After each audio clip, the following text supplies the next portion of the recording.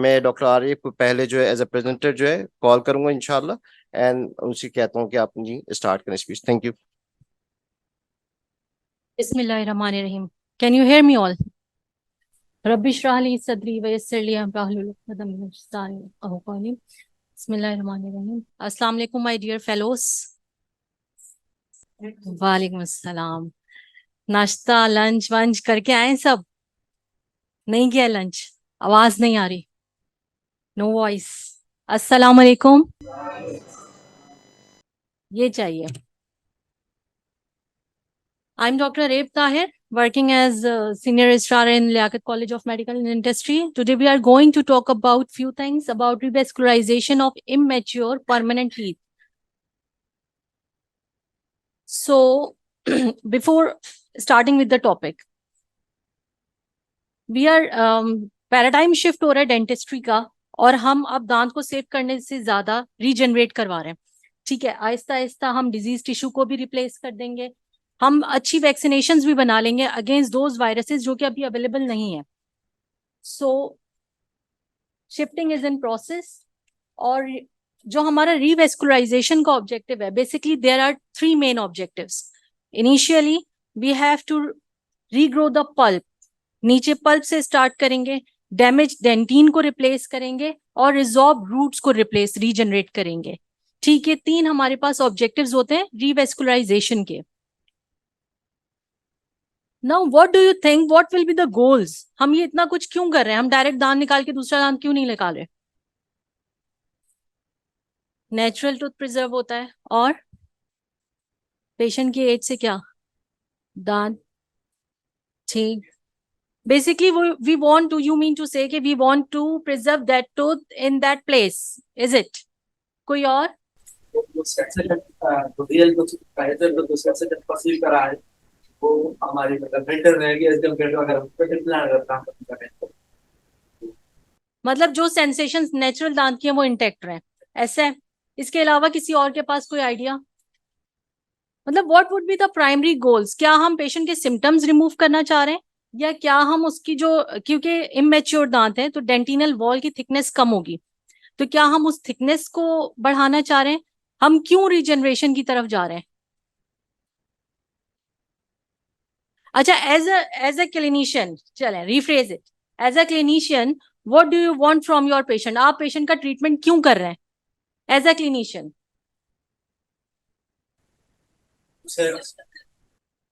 एक वक्त में पेशेंट का ट्रीटमेंट आप क्यों कर रहे हैं? पेशेंट आपके पास क्या लेकर आया? तो एज अ क्लिनिशियन जब हम वहां पे कर रहे हैं तो रिवेस्कुलाइजेशन में भी हमारा प्राइमरी ऑब्जेक्टिव यही रहता है कि हमने उसके सिम्टम्स को रिमूव करना है, ठीक है, और बोन को हीलिंग करनी है। उसके बाद के सारे प्रोसीजर्स ये चल नहीं रहा। हमने रूट वॉल की थिकनेस बढ़ानी है, वाइटैलिटी हम अचीव करना चाह रहे हैं दांत की, जैसे आपने कहा, या हिस्टोलॉजिकल कंफर्मेशन जो कि अभी तक स्टिल हुई नहीं है। वी डोंट नो आइदर के अंदर जो ग्रो हो रहा है वो पल्प लाइक टिश्यू है या पल्प है। ठीक है, सो हिस्टोलॉजिकल कंफर्मेशन अभी तक अवेलेबल नहीं है, but yes we can achieve this thing. Initially जो हमारा प्राइमरी ऑब्जेक्टिव है वो प्राइमरी एलिमिनेशन ऑफ सिम्टम्स है। So revascularisation is a game of only three things: dental stem cells, growth factors and an scaffold. आप में से gardening का कितने लोगों को शौक है? गार्डनिंग कितने लोग करते हैं? कोई प्लांटेशन प्लांटिंग्स? कोई भी नहीं करता? एक, चलो एक करते, दो और नहीं करते। चलें ठीक है, बेसिकली ये तो आप लोगों को पता होगा ना कि प्लांट ग्रो कैसे होता है। Initially you need a seed, so the stem cells are the seed. कोई सेल्स होंगे तो वो ग्रो करेंगे, ठीक। Then the growth factors. Growth factors क्या है? जो आप सीड के ऊपर पानी डाल रहे हैं, just to make it easy, जो आप उसके ऊपर पानी डालेंगे वो ग्रोथ फैक्टर्स हैं, ठीक। अब जो आपके पास पॉट में सॉइल है वो स्कैफोल्ड है। दिस स्कैफोल्ड विल पकड़ के रखेगा वो इन सब चीजों को। किसको? स्टेम सेल्स को पकड़ के रखेगा, ग्रोथ फैक्टर्स को पकड़ के रखेगा। सो आपको रिवेस्कुलराइजेशन अंडरस्टैंड करने के लिए प्लांटिंग को थोड़ा सा अंडरस्टैंड करना पड़ेगा, ठीक। प्लांटिंग में भी क्या हो रहा है कि वो रीजनरेट हो रही है ना एक चीज, इसी तरह हमारे दांत के लिए भी रीजनरेशन ऐसे ही होगी. Initially we will have dental stem cells, then biomaterials, then growth factors. Now we will see the different types of stem cells. There are so many. Follicular stem cells होंगे, एपिकल स्टेम सेल्स होंगे, shade के stem cells होंगे, डेंटिनल pulp stem cells होंगे, bone marrow stem cells हो सकते हैं. इसके अलावा भी स्टडीज ऑनगोइंग रिसर्चेस कर रही है to preserve the placenta and get the stem cells from the placenta. ठीक है, मतलब it's not the end, it's the beginning. और इसके बाद चलें, स्टेम सेल्स की बात हो गई. ये हमने पिक्चर ली थी द जर्नल ऑफ प्रोस्टोडोंटिक्स से on the sources of stem cells पर. Next, now the growth factors. Like the water works in the regeneration of plant, growth factors भी ऐसे ही काम करेंगे, stimulate करेंगे stem cells को, और ये signals देगा proliferation के लिए. अब ये proliferate हो गए, अब उनको differentiate होके क्या बनना है, तो this will also guided by the growth factors. Growth factors इसमें 3 चीजें बता रहे हैं. डिवाइड करेगा, स्टिमुलेट करेगा स्टेम सेल्स को, प्रोलिफरेशन करवाएगा और डिवीजन करवाएगा, डिफरेंशिएशन करवाएगा. अब ये सारे काम करवाएगा कैसे?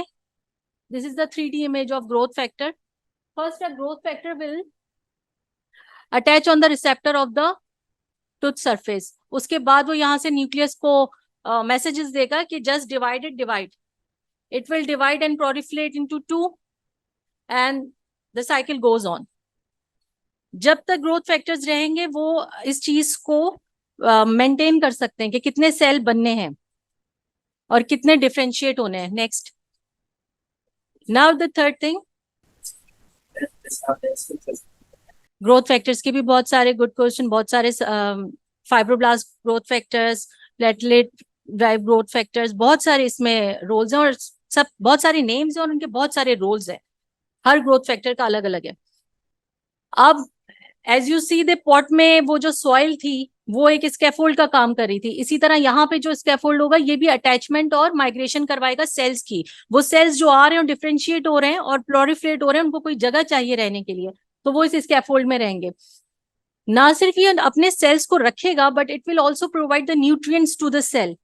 ठीक है, और ये स्ट्रक्चरल सपोर्ट देगा उस एक असेंबली को जो दांत के अंदर रिवेस्कुलराइजेशन के लिए बन रही है. So there are 2 main types, the biological or natural or the artificial synthetic. In biological, we have platelet-rich plasma, platelet-rich fibrin, chitosan and blood clot. Artificials में तो बहुत सारी चीजें हैं, bioceramics है, bioactive glass है, calcium phosphate cements हैं. तो ये सारे scaffolds की types हैं. So ये सारी basics थी जो theoretical आपको पता होना चाहिए. Stem cells हैं, growth factors हैं और scaffolds हैं. Now if we go towards the clinical setup, although आपका clinic इस regeneration के process पे नहीं चलेगा, this is a very fancy term, but your clinic will not run with it. आपके पास कोई बच्चा आया open apex के साथ जिसकी dentinal walls भी बहुत thin थी and you want to restore this teeth. आपने इसका चैम्बर खोला और antibiotic paste, triple antibiotic paste place करके इसको छोड़ दिया 10 दिन के लिए, 15 दिन के लिए. उसके बाद जब सेकेंड टाइम आप ये आएगा पेशेंट आपके पास, आपने K नंबर की फाइल ली, आपने मिनिमम फाइलिंग करनी है इस पर, आपने ज्यादा फाइलिंग नहीं करनी क्योंकि ऑलरेडी डेंटिनल वॉल्स इतनी थिन है तो ये मजीद थिन होंगी और which will weak the tooth structure. ठीक, तो आपने मिनिमल फाइलिंग की और एपेक्स से बियॉन्ड 2 mm जाके एक स्टिमुलेट किया आपने ब्लीडिंग. इस ब्लीडिंग के साथ सारे ग्रोथ फैक्टर्स और स्टेम सेल्स ब्लड के थ्रू अंदर आ जाएंगे. ठीक, यहाँ पे आपने कॉटन को प्लेस करके एक प्राइमरी क्लॉट बना दिया. ठीक, वो मतलब आपने हेमरेज इसका कंट्रोल करके प्राइमरी क्लॉट बना दिया, उसके ऊपर MTA रखा और परमानेंट रेस्टोरेशन कर दी. Once the haemorrhage got control, उसके ऊपर आप MTA रखेंगे, वैसे नहीं रख सकते. Then after follow up 3 months, 6 months, 8 months, you will going to see inshallah that there will be a regeneration of this root. This is a case report we are going to discuss. This is a clinical picture of a kid, 10-year-old, bicycle से गिरा था, incisal trauma हुआ. You can appreciate कि इसका जो step deformity आई है from incisal third to, from cervical third to incisal third. If you can see the x-ray, open apex है यहाँ पर और ये एक फ्रैक्चर लाइन नजर आ रही है. नेक्स्ट, एनामेल और डेंटिन और पल्प इन्वॉल्व करती हुई. We just remove the fractured segment. After removing the fractured segment, we opened the canal and placed triple antibiotic paste to just sterilize the complete internal anatomy. अब यहाँ पे एक थोड़ी different सी चीज थी कि वो जो फ्रैक्चर्ड पार्ट था उसको वापस सीमेंट कर दिया कॉम्पोजिट से, जस्ट एस्थेटिकली वो इतना बुरा ना लगे। ये सीमेंटेशन के बाद जो हमने ट्रिपल एंटीबायोटिक पेस्ट डाला है उसके बाद का एक्सरे। नेक्स्ट, आफ्टर दैट हमने फाइल डाली थ्रू द एपेक्स और एमटीए प्लेस कर दिया ब्लीडिंग इंड्यूस करने के बाद। ये इसका 6 मंथ फॉलोअप एक्सरे है। एमटीए प्लेस करने के बाद आप देख सकते हैं कि डेंटिनल वॉल्स भी थोड़ी बन गई हैं और इसकी रूट लेंथ भी लंबी हो गई है। Next, this is the 1 year follow-up of the same tooth, apex close हो गया। So what are the basically what do you think कि क्या क्या एडवांटेजेस हो सकते हैं रिवेस्कुलाइजेशन के? हम रिवेस्क क्यों कर रहे हैं? और भी चीजें हैं ना मौजूद।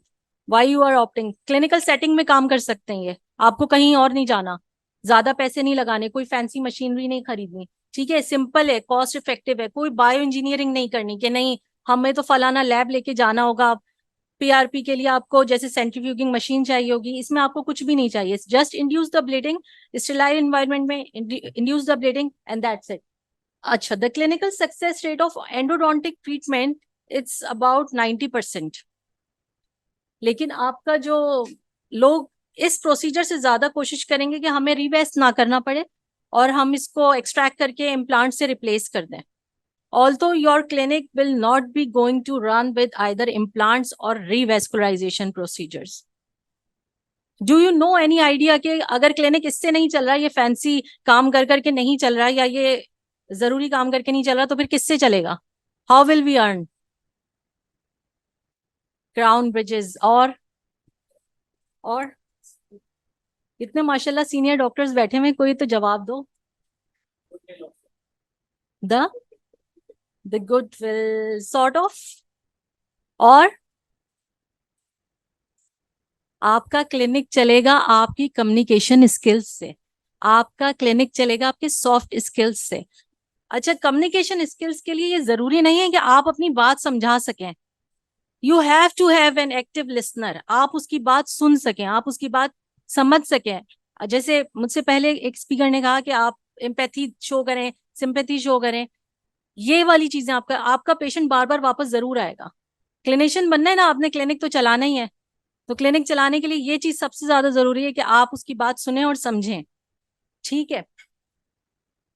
The most important thing in communication is to hear what isn't it being said, ठीक है, ये वाली चीजें आपके लिए ज्यादा इंपॉर्टेंट है। काम तो कर ही लेंगे, पेशेंट को नहीं पता चलता क्या काम सही हुआ क्या गलत हुआ, लेकिन उसको ये पता है कि आपका एटीट्यूड उससे कैसा था। So this is the key notes and any questions? जैसे इंटरनेशनल मेडिकल का लेक्चर रहता है, फॉर एग्जाम्पल हमारे स्किल में सिग्नल लग जाता है तो टॉपिक रीजन हो जाता है। अगर हम यहाँ पे अगर बात कर रीजन में तो ये भी हमारा नेचर होना चाहिए। और तो बातचीत भी होगी इंटरनेशनल में हमारा साथ क्या हुआ, क्योंकि हम भी 50% फार्मिंग करते हैं और यहाँ पे फार्मिंग करें उसमें भी अगर डीपी प्लांट हम डालते हैं और यहाँ पे आते एमटीए की रस्ता जिसका तो देखो क्या हुआ कैसे। Okay, so there is a question that RCT में और रीजनरेशन में या रिवेस्कुलाइजेशन में क्या डिफरेंस हुआ? तो मैं चाहूंगी अगर ऑडियंस में से कोई जवाब दे। आरसीटी में और रिवेस्ट में क्या फर्क हुआ? बेसिकली वाइटैलिटी प्रिजर्व हो गई, ठीक है, आपका टूथ ग्रो, ठीक है, आपका एपेक्स फॉर्म हो रहा है, टूथ इतना वीक नहीं है। आरसीटी के बाद 90 दांत का कितना प्रोग्नोसिस होता है? आफ्टर आरसीटी 5 years का प्रोग्नोसिस है अकॉर्डिंग टू तोरा बेंजात, ठीक। और अगर आपने रिवेस्ट किया है तो 90% केसेस कामयाब होते हैं। तो बहुत मेजर डिफरेंस है इसमें, वाइटैलिटी का मेन डिफरेंस है। ऑल्दो वी डोंट नो कि अंदर क्या चीज है, आइदर इट्स पल्प और pulp like tissue, but there is a major difference. और कोई सवाल? नहीं, मटेरियल में भी बहुत सारी इन्हांसमेंट्स आ चुकी हैं। You can use MTA, you can use Biodentine, calcium hydroxide, TheraCal LC, मतलब बहुत सारी चीजें मौजूद हैं जिसपे कि आप कर रहे हैं, और मजीद बायो इंजीनियरिंग चल रही है। towards newer materials. These were the references. Thank you so much.